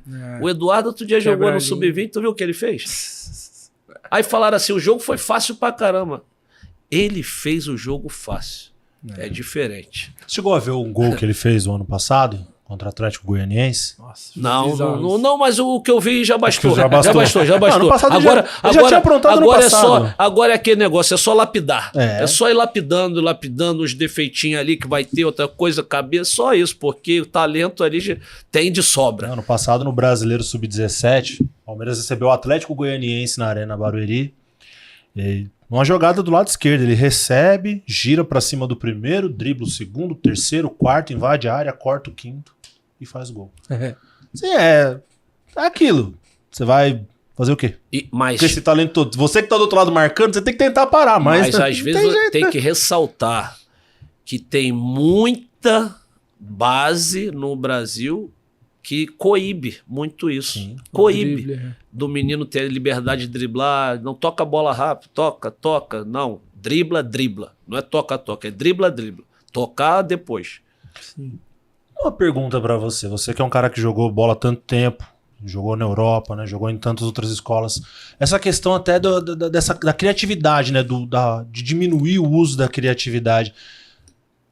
Não rola um pouco disso nos processos de formação até por conta de uma certa frustração com resultados, por exemplo, de seleção brasileira em Copas do Mundo perante seleções que antes o Brasil de repente passava o lápis e criou meio que aquela coisa assim de que hoje em dia tem que ser tudo na força física, no toque de bola, na recomposição, como se o talento individual do brasileiro, que sempre foi uma marca registrada, hoje não tivesse a mesma valia? Cara, é muito por aí, né? É muito por aí, porque assim, hoje tá parecendo que o futebol ele só tem uma fórmula para você conseguir ganhar. Isso é que mais me incomoda, né? Por exemplo, vamos dar um exemplo, aquele Grêmio do Filipão, que era um time voltado para uma boa marcação, jogava, mas era mais ir nos cruzamentos pro Jardel, era uma maneira de ganhar jogo, que hoje não existe um time que jogue assim. Não existe. Porque o pior time que seja do mundo, ele quer sair jogando lá atrás, tocando a bola, como todo mundo. Então, assim, parece que tem um modelo de jogar futebol. E não tem modelo para jogar futebol. É isso que me incomoda. E o modelo qualidade, jogar bonito, técnico, esse é o que mais as pessoas estão odiando hoje. Não é odiando, é assim não ganha. E é uma grande mentira. Os melhores times são os que ganham, são os melhores tecnicamente e, consequentemente, tem que estar preparado fisicamente. Porque se não tiver, ninguém ganha. Mas os melhores, eles são os melhores tecnicamente. E aí querem esconder isso. Você quer competir? Vai competir. Mas na hora que vai ganhar, vão ser os melhores. Não tem história. Vê aí Flamengo e Palmeiras como estão aí na hegemonia do Brasil há quanto tempo. Porque são os melhores. Não é por acaso, não. E aí engloba tudo. É jogador, organização. Então o caminho é por aí. Eu costumo brincar, né? O Guardiola matou o futebol. Por quê? Porque a fórmula dele é para jogador bom. O mundo só tem jogador bom? Não. É isso que eu não entendo. A fórmula dele é para jogador bom. Só tem jogador bom? Bom não. De altíssimo nível, a exigência dele. Domina e toca, passa rápido, pensa rápido. Todo jogador faz isso? Então, não pode todo time jogar nesse modelo. Djalminha, hoje em dia, tem algum jogador, não é nem questão de comparar, não é isso, mas tem algum jogador que você enxerga que tem as suas características, assim, que você se vê parecido com ele, no jeito de jogar? Cara, assim, eu acho que ninguém parece com ninguém. Cada um tem um jeito. Tu pode gostar do jeito do cara. O que eu gosto, o jogador que eu gosto, Neymar não tá jogando, né? Que é o cara que eu admiro. Mas o que eu gosto hoje, que eu boto as esperanças, né? Já é o Estevão. O Estevão, eu gosto muito do jeito dele jogar, porque ele é um jogador que ele é insinuante no drible, ele vai pra cima, mas ele busca o gol. Ele tem gol, ele faz gol. Eu quero tirar ele daquela ponta direita, eu quero tirar ele, trazer ele pro meio, né? Vamos ver se. Porque eu acho que no meio ele ainda vai render mais ainda do que ele ali no espaço, porque você viu aqui, quando ele jogava aqui no Brasil, a quantidade de gols que ele fazia até de fora da área, chutava de fora da área, tem bom passe. Então, assim, eu acho que o Estevão não é característica parecida com a minha, mas é um jogador que eu admiro, gosto muito do futebol dele. E deposito confiança aí. Chegou a conversar com ele alguma vez? Sempre a gente troca as ideias, eu sempre falo pra ele, é só o começo, porque na minha maneira de ver, o teto dele não alcançou ainda não, ele tem muito ainda pra evoluir, então é só o começo pra ele. E tá se adaptando bem, né? Bem, se adaptando muito bem, já poderia, na minha opinião, já tinha que estar titular e jogando mais, né? Outro dia teve um jogo lá que ele não jogou titular porque, assim, joga na esquerda, outra na direita, né? Tá o Palmer ali no meio, mas eu acho que a evolução dele é muito novo, né? Mas tá sendo maravilhosa. Na seleção já se consolidou. Então, no Estevão, eu acho que é esse jogador. E ainda vai oscilar, né? Ainda tem esse detalhe, né? Lógico. Ele vai oscilar até encontrar o o ponto de afirmação, mas foi legal ver a adaptação dele, de chegar no Chelsea, conseguir o espaço, fazer bons jogos, até porque o clube clássico. também tem um projeto muito legal estruturado para ele, né? Sim. Tem um projeto lá que é para ele ser o melhor do mundo. Sim. Em 3 anos que eles montaram esse projeto e eu confio nesse projeto. Não, e até pegando um gancho nisso da adaptação, falar do nosso outro jovem também que tá lá na Europa, que é o caso do Endrick, né? Que, pô, ele chegou lá, só que também enfrentou uma situação difícil, porque era nada mais, nada menos que o Mbappé, né? Que era tipo, o melhor do mundo. Então ele acabou ficando sem espaço, aí chegou o técnico espanhol lá, o Xabi Alonso, ele acabou virando terceira opção. E aí agora ele foi pro Lyon. E assim, lógico que dar um passo pra trás não se compara àquela conversa que a gente teve mais cedo, que, tipo, de repente é um time pequeno, porque o Lyon é um time grande da França. Mas queria que você falasse dessa movimentação do Endrick, dele ter ido pra França, ele já estreou com gol. Você acha que foi a melhor decisão pra ele, pra tentar ir pra Copa do Mundo? Perfeito. Eu acho que a decisão dele é perfeita. Um empréstimo de 6 meses, ele tá atrás dos objetivos dele. Podia ficar ali, não foi com vantagem financeira, foi com o mesmo salário, ele foi única e exclusivamente para apostar no esportivo. Tanto é que parece que o contrato dele tem cláusula de minutagem, de ter que jogar. Então, assim, eu acho que é um movimento que eu valorizo muito do atleta. Ele querer jogar para ir para uma seleção brasileira, saindo do Real Madrid, que não está tendo oportunidade. E quando ele teve umas pequenas oportunidades no Real Madrid, ele fez gols. Foi artilheiro, né, da Copa lá, mais até do que outros jogadores tiveram mais oportunidade. Sim. Então, é uma coisa que o treinador não conta com ele, tem que sair, tem que buscar o espaço dele, e já estreou com gol ontem, tem que seguir a carreira dele. Às vezes, você não consegue do jeito que tu imagina. Como eu falei, eu imaginava uma coisa, aconteceu outra na minha carreira. Foi maravilhosa a minha carreira. De repente, fosse pelo jeito que eu queria, não aconteceria nada. A mesma coisa. E não fez 20 anos ainda, né? Detalhe, então, né? Esse é o grande detalhe. Né? Às vezes o pessoal cobra, exige desses meninos coisas que ainda não tá no momento que poderiam acontecer, tudo bem, só que seria aquilo que a gente consideraria, né, Dija, fora da curva. Exatamente. Fora da curva, né? Dentro da curva da normalidade, 23, 24, 25, que é o ápice ali da maturação, que é onde o cara, de fato, já teve a experiência necessária para ele fazer o diferente no jogo. Os tempos são outros, mas o futebol é a mesma coisa sempre. Ronaldo Fenômeno que nós estamos falando. Ele foi para a Copa do Mundo, tinha que 18 anos, 17? 17 para 18. 17 para 18. Não jogou nenhum jogo.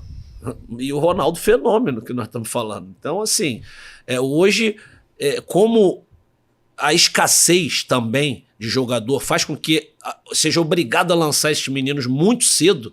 Pô, o Endrick tá jogando com 15, 16 anos profissional.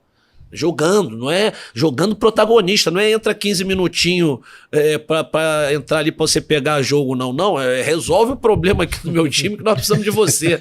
Então é diferente, é bem diferente com o início deles de hoje, como era o de antes. Então, por isso é que eu sou muito preocupado com isso. Tem que ter cuidado desses meninos quando são lançados, que é muito fácil de falar, não presta, não serve. E não é assim. Ele, às vezes não maturou, vai dar certo em outro lugar, mas o rotular às vezes acaba com a carreira de muitos.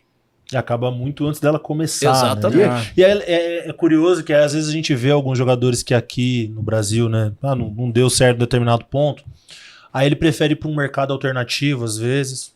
Aí desse mercado alternativo ele vai bem, daqui a pouco vai para um lado B da Europa, vai bem, daqui a pouco, tá num time grande, aí a gente vê o mesmo pessoal que falava mal dele, que falava, tá vendo? Agora é um grande jogador lá. Que tem que ir pra seleção. Tem que ter paciência, né? Não tem jeito, tem que ter paciência.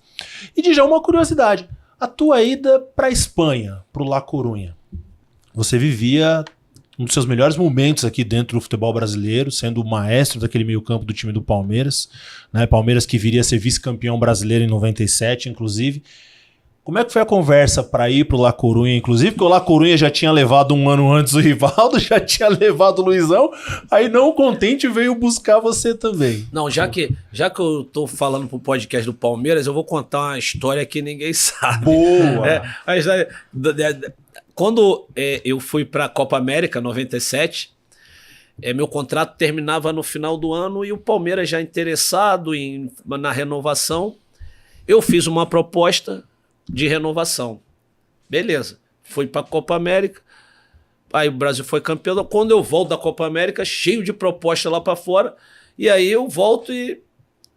Ok, aceitamos tua proposta. Falei, não, mas espera, todo mundo foi embora. Falei, pô, vou ficar aqui eu sozinho agora, não sei o quê, o Cafu tá indo também. Já tinha ido embora todo mundo. Aí, na época, acho que era o Paulo Russo, pode ser, era um dirigente da Parmalat que entrou no lugar do Brunoro.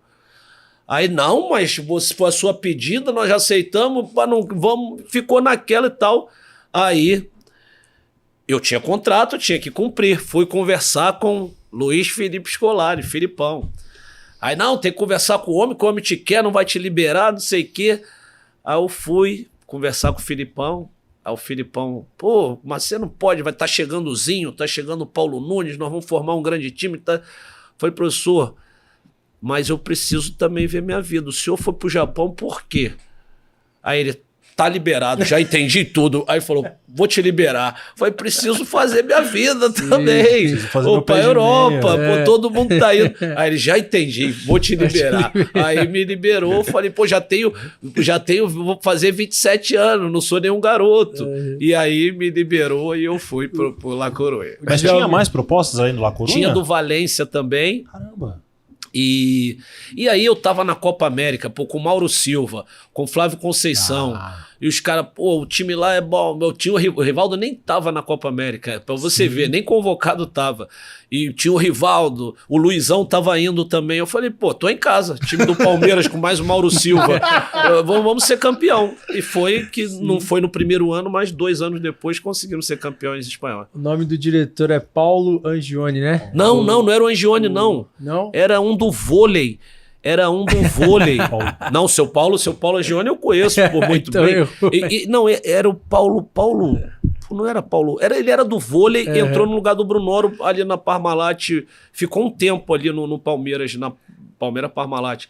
Paulo Russo, pode ser? Não sei.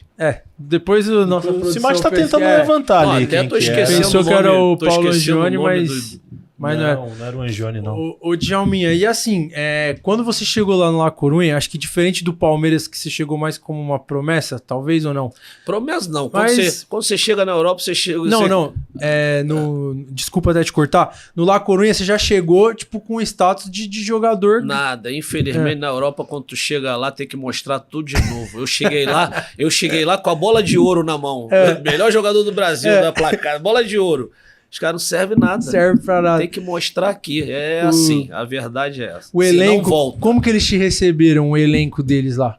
Ah, cara, o La Coruña na época era muitos brasileiros, uma loucura, cara. Estrangeiro pra tudo que é lado, mas assim, ambiente bom, muito bom, até muito receptivo. Também, Pessoal, os galegos, assim, uma maravilha, cara.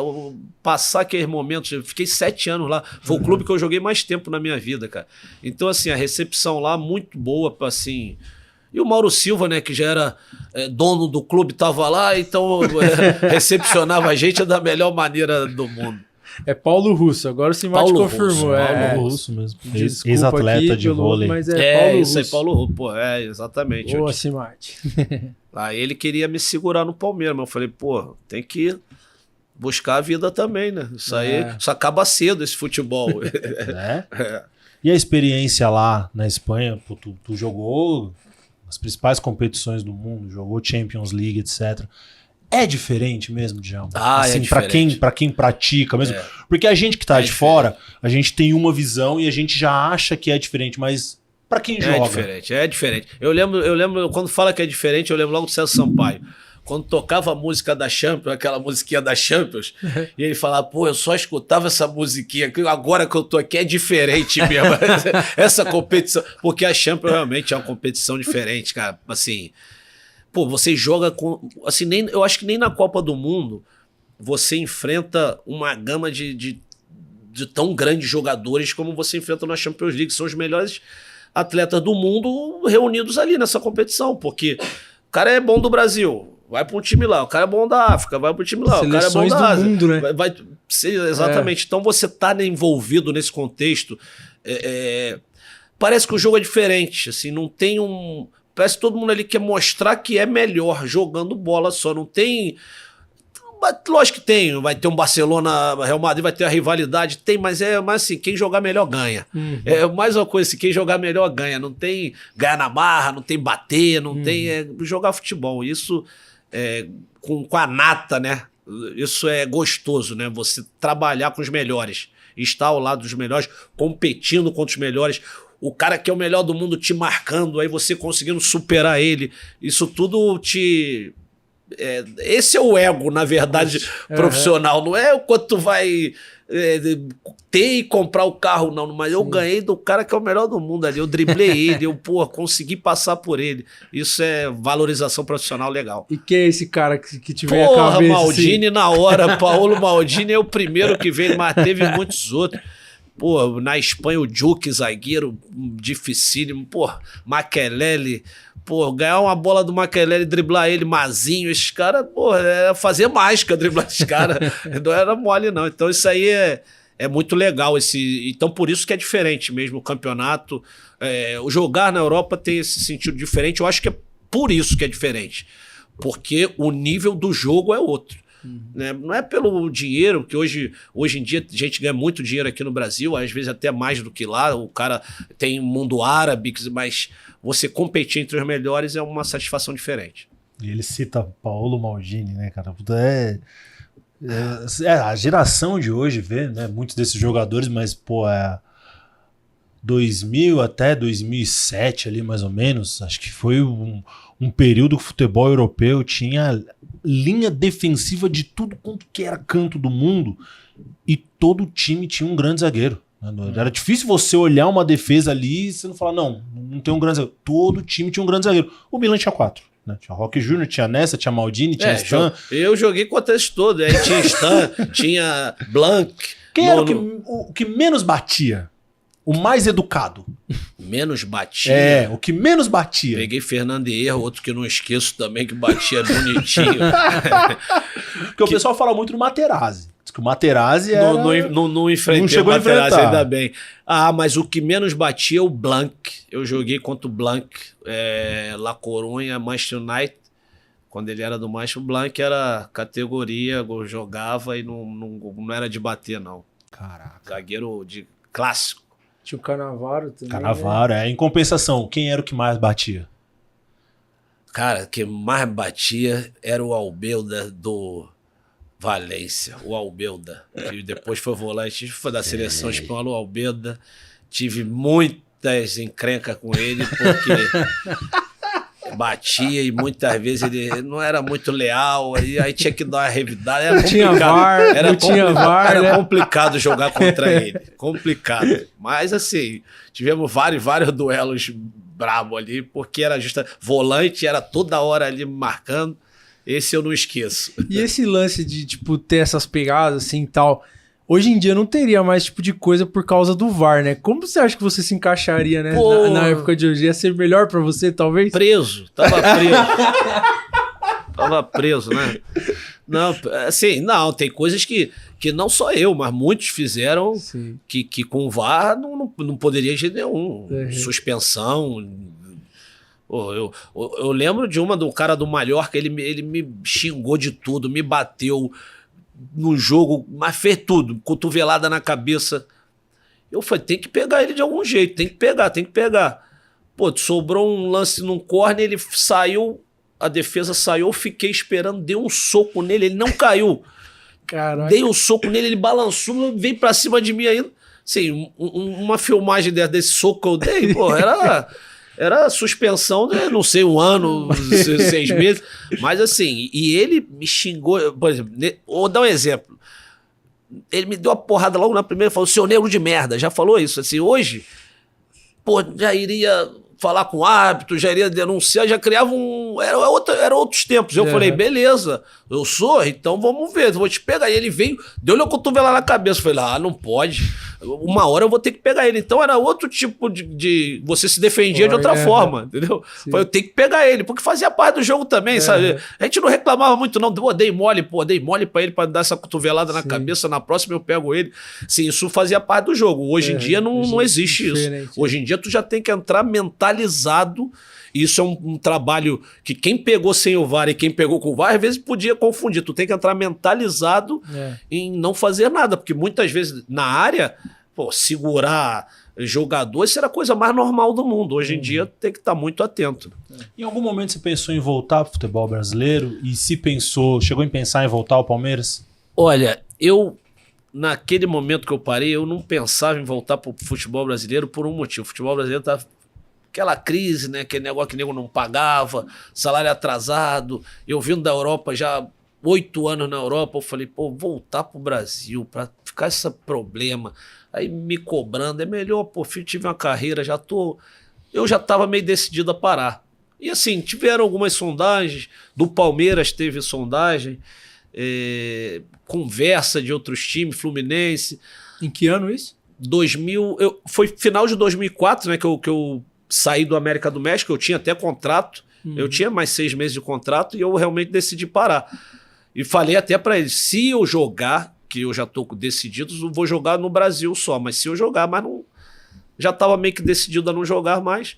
E aí as conversas tiveram, eu falei assim, cara, eu não sou mais o mesmo, eu sempre tive uma cobrança muito grande comigo e para ser salvador da pátria não dá. Não dá. E vão esperar o Djalminha que saiu aqui do Brasil, não o Djalminha agora com 34 anos, que já não é o mesmo. Então eu falei, é melhor que... Eu prefiro que fale assim, por que você parou do que melhor parar logo? Então foi isso. Ô, Dija, e a transição de ex-atleta para um analista de futebol, para um comentarista, para um apresentador de programas, podemos dizer assim, como é que foi para você? Foi bem natural? Foi tranquilo? Não, a transação primeiro, né, eu migrei para o lado de empresário, né? Eu fui pro showball. Primeiro criamos o showball e aí fiquei ali no showball durante muito tempo, que agora eu tô voltei com o showball, né?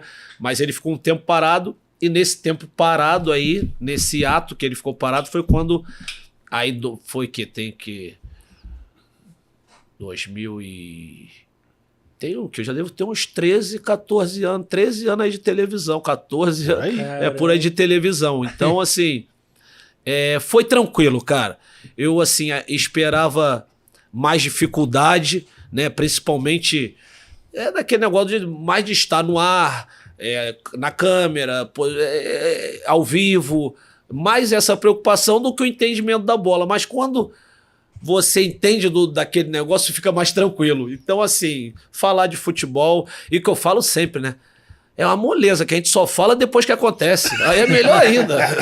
É depois que acontece que tu dá a tua opinião, então tudo é mais fácil também. Pô, adorava showball. Era na Rede TV que passava? Sim. Nossa, sim, na Rede TV foi quando a gente começou. Então, muito legal, e agora nós voltamos com o showball já desde o ano passado, né? Teve um Brasil e Argentina. E esse ano vai com tudo. Mas showball. Aí você só vai empresarial ou vai jogar também? Não. Eu não quero anunciar aqui no podcast a minha despedida do showball, mas eu não tô me retirando, não quero mais saber de jogar, porque jogo bola, tenho 55 anos, a idade já não permite. A última vez que fui jogar bola, fissurei a minha costela. Eita. Então eu tô fora, eu vou ficar só organizando os bastidores, armar o melhor time possível pro meu time, a seleção brasileira top, que já perdemos esse jogo para a Argentina 12-11, não gostamos, mas tudo bem. Mas melhor ficar de fora, porque dentro de campo já não tô ajudando como eu queria. Como eu parei no campo, tô parando no showball também. E Djalminha, até também sobre essa transição para a questão da mídia, você já foi jogador, então você já deve ter recebido críticas, né, de diversos fatores na sua vida, na sua carreira. Hoje em dia você está do outro lado. Você tem esse cuidado, obviamente, de repente taxar algum jogador como alguém te taxou na sua carreira? Demais. Eu sempre falo, cara, eu estou de comentarista, mas eu fui jogador de futebol, minha essência, eu fui profissional de futebol, eu não posso de respeitar a minha profissão que eu tive. Então, assim, eu acho que eu converso muito com jornalistas, amigos, eu falo, gente, vocês não sabem qual é a dificuldade que é esse esporte para um menino que chega lá no profissional, é o primeiro jogo deles, e muitos às vezes falam assim, vamos dar o exemplo aqui do Palmeiras que nós estamos aqui, esse não serve para o Palmeiras, porque esse não serve pro Vasco, esse não serve pra um time grande, assim.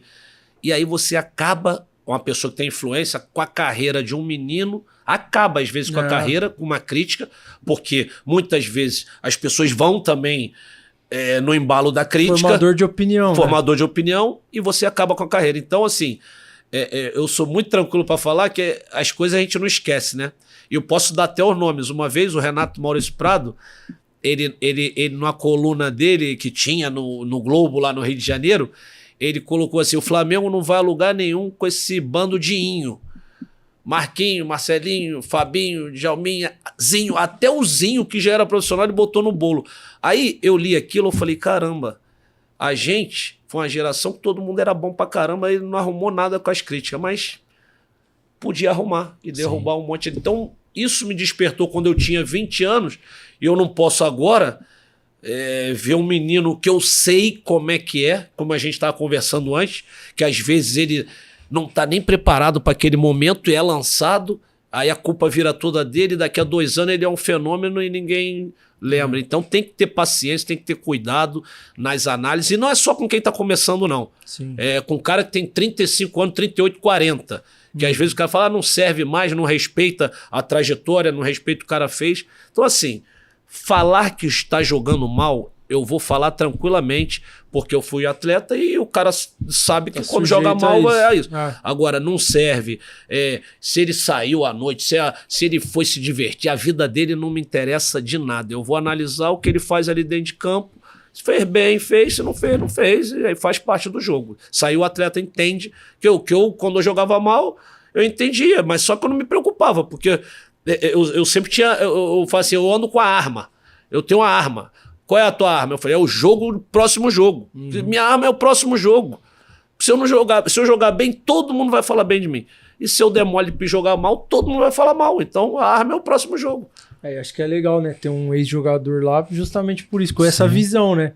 De mostrar que o jogador é humano também, né? Não é uma máquina. Não, e a gente entende também o lado tem que criticar, tem que fazer... Tem, mas tem que ter cuidado, porque é um ser humano, nós estamos falando de muitas pessoas envolvidas, família, gente, muita gente envolvida, e tem que ter esse cuidado, porque só porque a gente ama o futebol, tem a paixão, a gente vai esquecer que aquilo ali é profissional.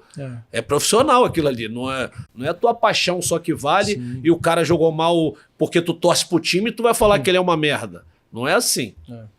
É muito complexa essa relação até, e eu sempre falo, né, com os amigos da área da empresa, eu sempre falo que o cenário ideal é você ter um ex-atleta e um formado, porque os dois se complementam. Sim.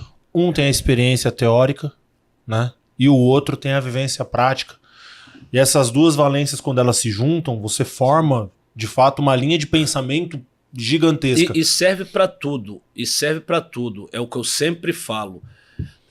Às vezes as pessoas confundem quando eu falo tem que ter jogador de futebol na base, trabalhando na base. Não tem que ter o profissional de educação física. Não. Tem que ter o formado também. Mas o profissional ex de futebol é essencial, porque ele é o único capaz de ensinar coisas que o profissional formado não consegue. Então, é diferente, porque o profissional tem 300 milhões de profissionais aqui, bons, ruins, mais ou menos, excelentes, mas só que eles não vão conseguir ensinar o que esse profissional aqui consegue, que pode ser um detalhe, mas que é muito importante na formação do atleta. E a mesma coisa na imprensa, em todos os setores. Não é assim, dono da verdade ou eu sei tudo. Não, é somar. Agora, nesse aspecto, que eu gostaria que a imprensa olhasse um pouquinho mais. Eu estou desse lado hoje da imprensa, mas olhasse um pouquinho mais do lado, na hora da crítica, não falar que jogou bem quem jogou mal, mas não usar da vida dele pessoal, ou da esposa, ou de um problema para analisar o que aconteceu dentro de campo. Ou taxar ele também de que preguiçoso. Exatamente. Porque às vezes o cara tá cheio de problema e vai lá no campo, a válvula de escape rende melhor. E às vezes tem um que não consegue render com problema. Então é caso a caso diferente. Que aula. Que aula. Luizão, só mais uma pergunta, se você me permitir. Óbvio. é que você estava na ESPN, né? Você começou na ESPN e depois agora você tá na Casé. Comecei na Band. Na Band. ESPN. Isso, é na TV, né? E depois agora você tá na Casé, que é a internet. Então, assim, a Band, a ESPN, querendo ou não, é uma coisa mais séria, assim, né? É um público diferente. É uma linguagem mais séria, assim, tal. Já pra Tá vendo aí, né? Eles que estão falando. Depois eu não falei nada que a Casé não é séria. Eles que estão falando. Não, eu vou chegar muito sério. Vou chegar na minha análise. Já a Casé é uma linguagem mais descontraída, para um público mais jovem, tá vendo? Não é séria. Uma linguagem mais descontraída e um público mais jovem. Como que foi essa... Porque é uma transição também. Sim. De um público mais sério e agora para uma coisa mais descontraída e também mais jovem. Como foi para você começar a conversar com essa geração também? Não, muito, muito legal essa pergunta, porque foi assim, uma decisão minha e até vou dizer assim, ousada. A gente brinca muito lá na Caséria que eu fico discordando das coisas, que eu sou o mais antigo, eu não sou tanto desse mundo da internet, mas eu gosto de estar com essa galera, com essa juventude. Eu gosto, porque a galera... primeiro que eles entendem muito de futebol, isso que é legal, trocar ideia com eles de futebol, mas essa linguagem nova eu tenho muito na minha vida, mas que eu não levo para televisão. Como você falou, trabalhar na ESPN, eu às vezes no meu dia a dia falo gíria, às vezes, não falo muito palavrão, mas às vezes falo palavrão, e lá eu tô liberado para fazer o que quiser. Então assim, não é jamais de falar que é o melhor aqui, o melhor lá, mas... Realmente você fica muito à vontade para trabalhar, porque tem essa liberdade, porque eles querem isso, né? O que a gente quer é isso, que seja tudo natural e faz do seu jeito, né? Faz do seu jeito. Que aí é o melhor emprego do mundo, tá sendo você mesmo. Parada é essa. Mais uma. Não foi uma transição fácil, não. Eu tive que pensar bem, eu falei, não, é isso que eu quero, vou com tudo e tô feliz bastante na Casé. Tá mandando bem. Falando até nessa questão até do público mais jovem, né? Quando o público mais jovem te encontra, porque o Rivaldo teve aqui, e até perguntei a respeito disso pra ele, porque o Rivaldo tá nos jogos eletrônicos, né? Então, o pessoal que joga aí o futebol digital tem o Rivaldo no jogo, então os mais jovens conseguem ali, conhecem. Ele falou que até reconheceram ele no shopping, aí até falaram da carreira dele, mas queria saber de ti, quando os mais jovens te encontram, né? A reação deles, assim, até de relembrar, de falar que viu alguma coisa sua, e de atletas dessas gerações mais novas, se algum te surpreendeu de falar assim, cara, vi você e pô, me espelhei em você pra isso, pra aquilo, pra jogar tal. Algum que tenha te surpreendido, que você não esperava. Bom, essa eu vou responder logo, vou responder rápido, que foi anteontem. Foi no jogo do... Hoje é que? Segunda, né? Foi anteontem, no sábado. Eu tava trabalhando pela Casé, no Canindé, quando eu tô passando na frente do banco do Palmeiras... o Lomba me chamou, pô, o Lomba, eu conheço o Lomba, tem relação. Fala, Lomba, você quer o Lomba? Pô, esse cara aqui é teu fã, fica enchendo o saco, não sei o quê. Era o Andréas Pereira. E aí ele ficou passando a mão na minha... Pô, deixa eu pegar um pouquinho... Essa foi inusitada, que eu não esperava realmente o Andréas Pereira, pô, falar isso. Eu não esperava realmente isso. Foi completamente inusitado. O jogador que tá jogando agora... Eu falei, o André com certeza não me viu jogar, mas é o que eu falo. Agora, respondendo a tua pergunta, essa foi inusitada. Eu brinco sempre que eu falo assim, pro pessoal da minha família, meus amigos, falam, caramba... Tem uns 4 anos, 5 anos que eu voltei e eu virei craque de novo. O mundo digital me fez virar craque de novo. Porque, pô, antes era só mais velho. Pô, agora eu vou na rua, vai ver um moleque, tirar foto contigo, joga muito. Eu falei, mentira, tu não me viu jogar. Eu vi no YouTube. Eu falei, então tá bom. Então, o YouTube, o mundo digital me salvou, virei craque de novo. É o que eu falo isso. Mas realmente, assim, nesses últimos... por causa disso, eu acho que as pessoas andam postando muitas coisas minhas, de jogo, de futebol, não sei o quê, de jogadas. Então, eu acho que esse mundo digital hoje, assim, a fama ficou muito maior do que eu tinha antes com a molecada, porque eles não me conheciam. Isso aí fez com que eles me conhecessem. E é legal ter esse reconhecimento, que outro dia eu tive uma ótima de um filho de um amigo meu. Ele vendo os lances, meus lances, ele vendo, aí ele para uma hora e pensa, você não foi melhor do mundo, não? Eu falei, porra, gostei desse elogio. Falei, sem querer tu me elogiou, mas sem querer. Acho que a Cazé também ajuda nisso, né? Tipo, Não, também. Como a galera mais jovem tem curiosidade, porque os caras, obviamente, dão uma moral, craque e tal, então acaba indo pesquisar e conhece mais. Jovem, então, foi atrás desse público mais jovem, porque é o que eu falo sempre. Não podemos apagar a história. A história é fato. Não é história, não. É fatos que aconteceram e que vão ser... O presente vai ser história um dia também. Sim. E as pessoas às vezes não olham isso. Só é bom quem é hoje, não. Tem quem é bom do passado e a gente não pode esquecer isso. Você falou do garoto que viu o vídeo e falou assim, pô, tu não foi o melhor do mundo. Aí é aquele momento que você senta com ele e fala assim, olha... Deixa eu te mostrar uma listinha aqui.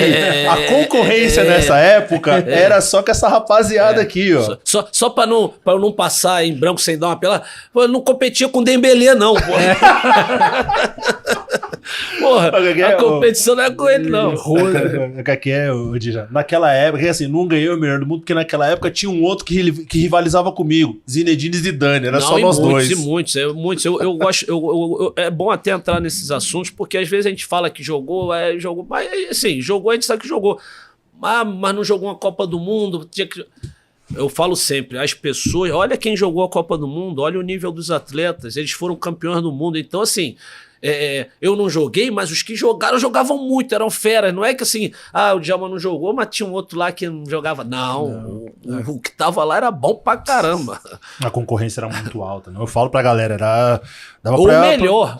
Se a gente montasse 3 times, qualquer um dos 3 poderia jogar. A época era outra, né? A safra era outra, tinha muito mais talentos.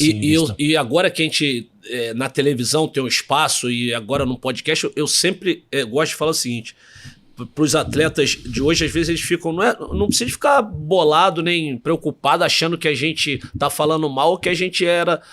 Não, os atletas de hoje eles jogam bem, são bons, são excelentes jogadores. Só que os de antes eram melhores. Ponto. Ninguém tá falando que alguém é ruim hoje. Não. O melhor do mundo foi o Vinícius Júnior. O Estevão tá lá, joga pra caramba. O Rodrigo. Tem vários jogadores que jogam, mas só que os de antes eram melhores. E quanto a fatos, não há argumento. É só isso, porque às vezes fica meio confuso achando que a gente tá sendo saudosista, falando que o futebol de antes é... Não. Eu, pelo contrário, eu já acho melhor um pouquinho antes da minha época, que eu joguei. Eu já acho melhor um pouquinho antes. Eu não acho nem o de hoje. Então, assim, é só para não achar que é crítica, não. Dá uma olhadinha e vê como é que a galera da antiga jogava, qualidade técnica, era diferente. GG, a gente vai caminhando pro final desse Palmeiras Cast especial, hoje recebendo Djalminha, 30 anos da estreia dele com a camisa do Palmeiras. Peraí, antes de acabar, podemos falar uns 5 minutinhos, um pouquinho mais do Palmeiras, da época do Palmeiras. Aí, porra, e aqui, até aproveitar, que na sua época não tinha isso aqui, não. Não tinha nome aí. Agora, que coisa linda. Essa aqui vai ficar pra mim. Não tinha. Essa é da Copa do Mundo, hein? Essa é da Copa do Mundo de clubes. Porra. Que inclusive foi quando você recebeu a camisa do ET, né? Do Lionel Messi, né? Aí eu pedi pro Paulinho, vou até falar que não me deu até hoje a camisa, hein, Paulinho? E aí, PH? Mas eu quero do Paulinho também, né? Não é só do Messi, não. PH? Não é só do Messi, não. Quero a do Paulinho também. Inclusive, essa história da camisa do Messi. Me deu a camisa. Me deu a camisa, assim. Aconteceu ali. Foi uma coisa que repercutiu muito, Mas né? Você chegou a enfrentar? Não, Na ativa, não. Não, né? não. Porque você para, ele vem um ano e pouquinho depois? Não cheguei a enfrentar, não, mas tive a oportunidade de conhecê-lo, né? Assim, a gente já tinha se conhecido, falado, né? Na despedida do Deco. Já tínhamos jogado até junto, né? Que eu joguei na despedida do Deco. E aí, no momento ali que ele saiu, eu falei com ele, Léo, aí ele olhou, aí reconheceu, já trocamos aquela ideia, e deu de presente a camisa. Mas foi coisa natural, inusitada, coisa da bola, né? Coisa da bola. Léo, ele olhou, rapaz. Natural ganhar uma camisa do Messi. Simples. Não, cara, mas é genial, assim, a gente vê o reconhecimento de um cara do tamanho dele contigo. Assim, porque eu costumo sempre falar o seguinte, o maior reconhecimento é dos caras, da tua profissão. Quando os caras que jogaram bola, e reconhece o teu valor, esse é o mais gratificante. Fala, pô, esse cara é do meio, é da profissão, ele jogou isso aí, ele sabe a dificuldade que é jogar isso aí, então o cara te elogiar, ninguém vai elogiar ali por acaso. Então esse elogio é sempre legal, esse reconhecimento. Falar até nesse reconhecimento, desse meio, lógico, teve o Messi que te deu a camisa, mas quem foi o cara que chegou em você que falou, meu, te assistia, que você falou, caramba, meu, tipo, pode ser jogador mesmo. Teve algum assim que te marcou? Que me assistia? Que se eu não me engano, eu até assisti um podcast com você uma vez que você falou, acho que do Ronaldo Fenômeno, não é? Que ele ia... O pai dele levava ele pra ver o time. O pai dele é o Ronaldo que falou isso, né? Que o pai dele levava ele pra ver o nosso time de júnior, na preliminar, que nosso time realmente fazia sucesso e muitos já me falaram isso, que chegava cedo no Maracanã pra ver o nosso time de juniores.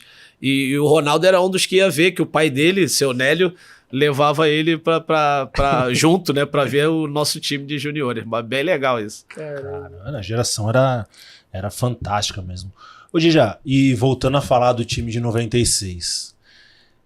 Cara, aquele time, assim, eu agora falo pra todo mundo, da mesma forma que tem muito torcedor do Palmeiras, né, que tem na memória a escalação da segunda academia, né, eu tenho esse time de 96. Pra mim é, sem dúvida, o maior time que eu vi jogar. Acho que isso aí vai ser eternamente, porque me brilhou os olhos em 96. Eu tinha 11 anos de idade. E só pra dar um parênteses, foi o melhor time que eu joguei também. Isso que eu ia perguntar, foi o melhor time que você jogou mesmo assim? O melhor time que eu joguei. Isso que eu posso falar que, pô, na Espanha, La Coruña, nós fomos campeões espanhóis, um timaço, mas quando se pega o nosso time, perde. Perde. Aquele time era muito bom. Aquele time... eu falo, no Palmeiras foi só alegria. Fico com a espinha clavada daquela Copa do Brasil que não teve jeito, Eu acho que foi a única final, acho que eu perdi na minha carreira. E eu acho que foi pior porque a gente não esperava. A gente achava que ia ser, não fácil, né? Mas eu acho que isso que foi que a gente não ganhou o título. Aí não renovou com o Miller, e tinha saído jogadores, enfim. Mas foi só maravilha aqui no Palmeiras, e foi um ano e meio que eu falo assim, não deu nem pra conhecer legal a turma do amendoim. Ele reclamando, não deu nem pra conhecer legal. Não deu tempo de reclamar, né? Não tinha muita reclamação, não tinha nada, então foi uma maravilha. Quem veio depois que ficou com a bucha, o Alex que o diga. Não, e essas perguntas que eu faço também é meio clichê, mas é sempre legal saber, né? Tipo, quem que era o mais resenha do grupo, tal? Tem alguma história engraçada que rolou naquela época, cara, tal? Porra, você vai ter um grupo que tem o Amaral, né, mesmo? Já imagina essa história do Amaral. Mas assim, cara, o nosso grupo, assim, era engraçado, era um grupo tranquilo, mas a gente ficava... Pô, o meu quarto era eu e o Miller, né? Aí a gente, às vezes, levava um vinhozinho pra concentração, cara, ia... uns 5, 6 pro quarto, a gente ficava na resenha, bate-papo, conversando. Então era bem tranquilo, bem suave essa galera, assim. Não era um grupo de muita bagunça, né? Sim. Assim, a gente era mais o ambiente ali no clube, né? Eu e o Luizão, a gente já tinha uma amizade de Guarani, meu compadre de muitos anos até hoje. A gente saía fora de campo, dentro de campo, mas era um ambiente... mais ali dentro de campo mesmo, e a galera mais focada em arrebentar mesmo, jogar bem. Mas aí, tipo, fora do campo, o que você curtia fazer, tipo, era mais coisa de boa, assim? Fora do campo, meu irmão, quando eu morei em São Paulo, queria me encontrar, era ir na loja que tinha ali, em frente o Parque Antártica ali, tinha uma loja na Venâncio Aires ali de carro, de um amigo meu, a gente ficava ali, saia do treino, ficava ali, jogando um baralhozinho, um dominó, passava o tempo ali distraindo, depois ia pra casa, era o que fazia aqui, tranquilidade aqui. Vendo? Mas não tem nenhuma resenha legal pra você contar, Didi, desse time? Nenhuma história assim, de concentração, de viagem, nada de diferente? Rapaz, mas essas resenhas não sei se pode contar, não. Tem, mas não sei se pode contar, não. Tem que ser uma permitida. Não sei se pode contar, não, rapaz. Não, é complicado. Pô, vou contar uma... Mas assim, não tinha, o grupo era um grupo tranquilo, mas tipo assim, por exemplo, né? Um jogo contra o Grêmio, aquele que a gente eliminou o Grêmio... Jogo duríssimo lá foi a semifinal da Copa do Brasil. Aí eliminamos o Grêmio. Aí a rapaziada queria dar uma volta, queria dar um rolê, queria sair, pode dar uma espairada. Importante, a cabeça da esparecida, fundamental. Hoje os atletas não podem nem ir pra rua. É o que eu falo, coitado deles. Hoje a vida é diferente. Eles ganham mais, mas tem um monte de coisa que é pior pra eles também. A gente tem que falar também. Aí o Vanderlei, não, que não vai sair, não vai. Aí beleza, reunimos lá a galera, a cúpula, né? Aqueles jogadores importantes. Quem? Não sei. Uns jogadores importantes. Tá bom. Falei assim, pô, professor, mas nós queremos dar uma... Aí o professor, não, tudo bem, vocês podem ir, mas não vai levar, já avisar pra todo mundo, não. Faz na miúda. Não vai Reuniu avisar pra com todo clave mundo. ali. Faz Não na vai, miúda. e a galera conseguia, porque assim, tem que fazer parte também do trabalho, uma folguinha, dar um descanso, porque como o maestro Júnior já falava, dá pra fazer tudo, mas tudo tem sua hora. E dos técnicos que comandaram assim, os times que você esteve, o Luxemburgo é um dos tops ali ou tem algum outro? É o melhor disparado, cara. É o melhor disparado, assim, mas é o melhor e eu não falo isso feliz, porque eu gostaria que eu tivesse mais treinadores que me ajudassem mais, que me dessem mais coisas. E ele foi um cara que te dava coisas. Ele tu tem isso de bom? Ele explorava o teu forte. Tem essa dificuldade de trabalhar aqui. Então ele potencializava o atleta também, entendeu? Então não basta o que tu sabe, tu já sabe. Então, mas você às vezes precisa de gente que te auxilie em qualquer coisa que seja, ou técnica, ou tática, ou até comportamental. E ele foi um cara que, no tático, técnico, mas ali foi um cara que acrescentou muito. Por isso que eu falo, eu gostaria de ter tido mais treinadores assim. A gente tava falando de 30 anos atrás, o que naquela época ele tinha de diferente? Que você olhou e falou, caraca, pô, isso aqui é diferente pra mim, porque nunca tinham me passado isso, nunca tinham me falado isso. Pô, as preleções ele já chegava com o computador, com a anteninha, o negócio se mexia tudo sozinho, a movimentação do nosso time todinha por computador, mas só que tudo isso podia ser muito bonito na prática, só que acontecia tudo que estava ali dentro de campo. E a gente que estava jogando, a gente sabe. A gente treinava e acontecia aquilo no campo. Ele fala assim, ó, quando o meu ponta for cruzar aqui, o Cafu, o Sandro, o Kleber, o Júnior tem que estar nesse posicionamento aqui. É quando o cara cruzar lá. Então, isso tudo já tinha no computador, que hoje é a modernidade. Então, assim, quando o professor brinca falando que ele era vanguarda, ele era mesmo, não é brincadeira, não. Ele era vanguarda mesmo e é um cara que inovou dentro do futebol, assim. E eu, às vezes, fico triste, né, de ver a gente falando que tá ultrapassado, não serve, mas não existe. Quem sabe de futebol sabe e não vai esquecer nunca. O que mudou, na verdade, é a forma de se fazer, né? A forma de se gerenciar. De se falar, o futebol mudou a forma de se falar. A forma de se solucionar os problemas, digamos assim. Eu acho que é mais as nomenclaturas, a maneira. Futebol vai ser sempre a mesma coisa, mas é a maneira, né? Um contra-ataque vira uma transição, uma marcação-pressão tacar a linha alta. Esse vocabulário mudou, aí o outro que não fala tá ultrapassado, é óbvio que ele sabe o que é isso. Ele só não quer falar. Ele é obrigado a falar do jeito que eu falo hoje. É isso que às vezes as pessoas não entendem, mas o que mudou é simples.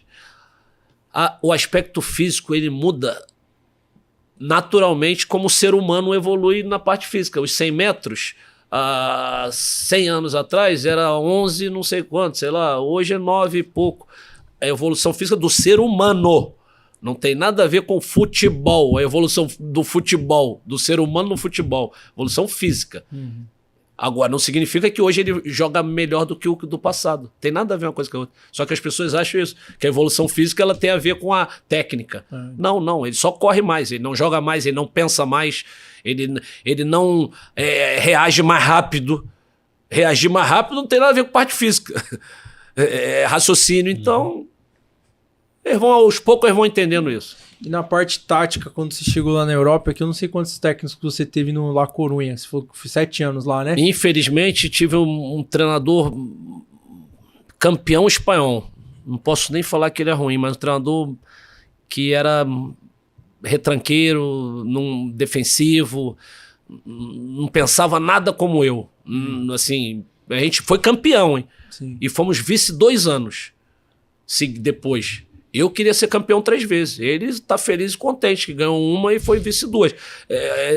Então, em termos de ambição, para ele estava maravilhoso aquilo. Então, e no caso pro Luxemburgo, 4-0 estava ruim. Pouco. Porque Queria o mais. time podia fazer mais. Uhum. Então, assim, não tive treinadores assim, principalmente fora, né? Eu joguei no Japão, que foi o Rivellino, meu treinador brasileiro. E depois no México, o Ruggeri. Na Espanha foi praticamente o Javier Ureta, um único treinador. Então, eu senti falta na minha carreira de treinadores que pudessem, assim, Complementar a carreira, lógico. Ele pode te ajudar, um treinador pode te ajudar. Sim. Além dos brasileiros, né, que você já mencionou, Mauro Silva, Flávio Conceição, Luizão, que jogaram contigo no La Coruña. Rivaldo um pouquinho. Rivaldo, tem outros jogadores que também passaram por lá, né, que você teve o prazer de jogar. O Diego Tristan Sim, também não, jogou tive contigo, prazer. o Baqueiro jogou contigo. Ó, Diego Tristan, Valéron, Roy Mackay, Fran. Pô, podia, assim, o Juan Capdevila foi campeão do mundo com a Espanha. Caramba, Capdevila. Era reserva, nosso time ele era reserva, mas foi... Não, era reserva mesmo. O Romero era o titular e o Romero jogava mais que ele naquele momento, né? O Romero foi seleção espanhola também. Jackson Go, Noredin Naiber, zagueiro marroquino, jogava demais. E sim, joguei com o time do La Coruña, muito cara bom mesmo, muito cara bom. Porra, Roy Mackay foi convocado para a seleção holandesa numa época que tinha Van Nistelrooy e Kluivert como atacantes. Nossa. Ele conseguiu ser convocado. Então, só o fato de conseguir... Hassenbach que tinha também competindo com ele. Enfim, o Valéron jogou Copa do Mundo com a Espanha, Diego Tristan jogou Copa do Mundo, então, o Fran. Então, assim, joguei com muitos jogadores ali no La Coruña, assim, mas... Aí, se for pegar... Mauro Silva, aí vem aqui no Palmeiras, Miller, Rivaldo, Flávio Conceição, Amaral, Clebão, Júnior, Cafu, Luizão. Se bate de frente, dava gente. E a gente fala desse time de 96, a gente sempre cita os 11, né? Mas se você for pro banco, ainda tem Marcos, Cláudio, era o Gustavo, Cláudio, Wagner, Galeano, Marco Ósio, Galeano, Elivelto, Paulo Isidoro, Alex Alves, Cris, Roque Júnior. Que na época era Júnior 2. Júnior 2. É sério. Júnior segundo. Era Júnior segundo, o pessoal dá risada, mas porque tinha o Júnior lateral e ele era Júnior no que seria o sub-20 na época, nos aspirantes. Aí quando ele começou a jogar no time de cima, tinha que diferenciar. Reinaldo, depois centroavante, o Reinaldo. Era assim, porra. Pega esse time reserva do Palmeiras, esse time reserva era Gustavo, Cláudio, Wagner, que era o Tonhão tava. Sim. Aí tinha Galeano, Ósio, Paulo Isidoro, Alex Alves, que depois na Alemanha, Reinaldo e Elivelto. Engraçado, Alex Alves na Alemanha fez o que fez e aqui no Brasil ainda era execrado, né? Nosso time foi reserva. No Cruzeiro, um ano depois, foi artilheiro, campeão. Exato. Né? Alex Alves foi um grande jogador também, cara. Então, assim, e são vários nomes que a gente vai falar, G. Tem um jogador que passou por aqui que talvez não tenha conseguido rendimento, mas depois foi em outro time. Natural, cara. Natural, acontece. Faz parte da maturação, da oportunidade. É aquilo, é uma junção de vários fatores. Vai tanto da maturação e do entendimento do próprio atleta com a própria carreira, do rendimento que ele precisa ter, né?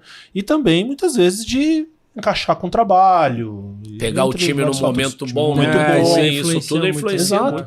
Tudo isso influencia. Djalminha, obrigado mais uma vez por ter vindo gravar com a gente.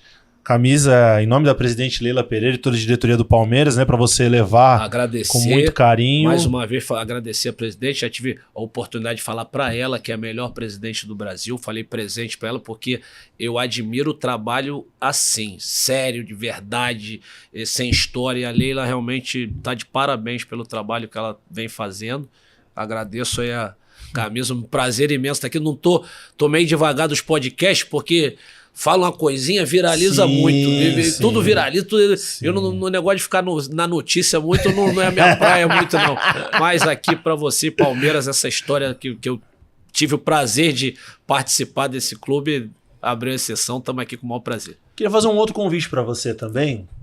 Lógico, Vê a sua agenda ali, a disponibilidade, para você participar de um pré-jogo com a gente no Allianz um dia. Beleza, se a Cazé me liberar, o pré-jogo na Cazé começa 1h30 antes. Então se eles me liberarem meia horinha pra ir lá, tá tranquilo. A gente tá sempre lá. Porque geralmente é no faz Allianz, 1h30 antes e 1h30 depois. A ali, gente fica 5 horas no mínimo no ar. E aí esse pré-jogo é com o nosso produtor, né, o Guilherme Simati, que te recebeu aqui, inclusive. É uma entrevista ali dentro do Allianz mesmo, pra torcida do estádio, e escalar o time no dia ali, o time que vai pro jogo, uma coisa bem bacana, que é mais legal pra galera te receber, Claro. sabe? Te devolver um pouco desse carinho pra você de volta prazer. depois de tanto tempo. Muito bacana. Prazer. Pode falar com eles. Ah, fechou então, GG.